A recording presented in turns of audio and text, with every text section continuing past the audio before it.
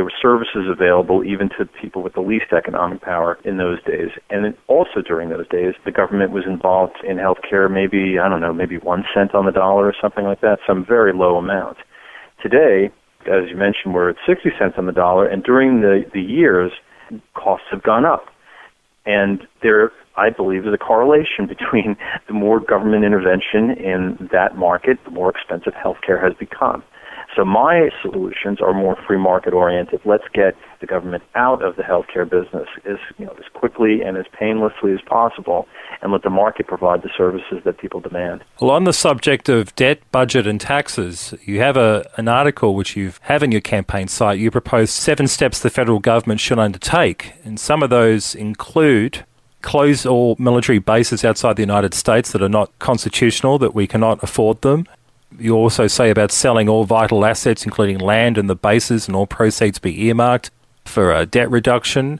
Just going over the list, some people within the Republican side would point out that doesn't sound like a lot of previous platforms for the GOP. How would you react to that allegation? It depends on how far back you go. Robert Taft, who was known as Mr. Republican, there are statues of him as Mr. Republican in Washington, D.C., didn't even want us to be part of NATO. If you go back to the pre-Buckley era in the Republican Party, there was a really robust non-interventionist position, and that was the de facto foreign policy position. It's only been in the Buckley years that that's changed. We also, as the Republicans, are the party of law and order. We are the ones who are taking it upon ourselves to respect the law and order, and the foundation of law in the federal government is the Constitution. And if something isn't in the Constitution, then you're not allowed to do it. It's called unconstitutional. And I cannot find, for the life of me, in the Constitution anywhere that authorizes us to have bases outside of the U.S. And now I understand that there's a different global environment and a different world that we live in that the framers did in the 18th century. But having said that, how are we really taking a thorough examination of every base out there, and do we really need all 700 of them? First of all, we can't afford them. So on a practical matter, but even before that, is our base in Bulgaria making us any safer? Is our base in Crete still making us any safer? Do we really need to still be in Okinawa? I mean, we have to ask these questions. No sacred cows. We have to ask the questions of everything across the board, because if not, then what happens is that these interests in the federal government start leading us as opposed to the other way around. Let's just say you become Congressman Dennis. Has a nice ring to it. Okay. Well, let's just say you become Congressman Dennis.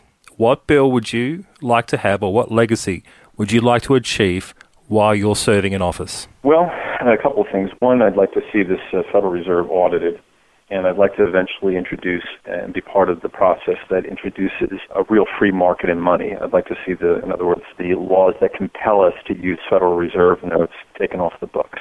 I think that's the crux of the problem. The government owning the money supply is the power base for Washington, D.C. It's where all naughty stuff starts. I'd also like to see that all legislation in the future, and then retroactively, ultimately, have sunset clauses in them. In other words, you can't just pass a bill with spending associated with it in perpetuity. We have to get that under control. And then lastly, as overarching legacy, I'd like to be one of the people who come back in and get us all to agree once again to lay the moral argument on the table that what we ought to be doing is following the Constitution. As uncomfortable as that discussion is right now, it is in fact the contract that we have with one another. It is in fact the contract that we have with the federal government. It is in fact the contract that the states have with the federal government, and we disregard it on a regular basis and make all sorts of excuses why we shouldn't. That's where we need to. That's where we went off the tracks, and that's what we need to do to get back on track again. Well, John Dennis, you're challenging House Speaker Nancy Pelosi in the Californian 8th Congressional District in November. You can be found at johndennis2010.com. There's also links to your Facebook site, Twitter, even your YouTube channel. They are all accessible through your campaign site. John Dennis, thank you so much for speaking to us today on Solid Principles. Great pleasure was mine. Thank you. Solid Principles. And that's all the time we have on this edition of Solid Principles. If you'd like to hear previous installments for the 2010 Contender Series, check out our interviews with California Assemblyman Chuck Duvall, who's currently challenging Senator Barbara Boxer. That can be found on Episode 10. Attorney General for the state of Utah, Mark Shurtleff, challenging Utah Republican incumbent Senator Bob Bennett. That's on episode 12. Also, Danny Tarkanian challenging Senator Harry Reid of Nevada on episode 14, and candidates in the main gubernatorial race, including Peter Mills, Paul LePage, Sammy Bailey, and Alex Hammer. Those are found on episodes 15, 16, and 17. All this, as well as back editions of this podcast, can be found at our website, solidprinciples.com, and at iTunes. Also, if you enjoy this podcast and if you subscribe to Solid Principles through iTunes, we encourage you to rate and review this show. It all helps Solid Principles gain exposure.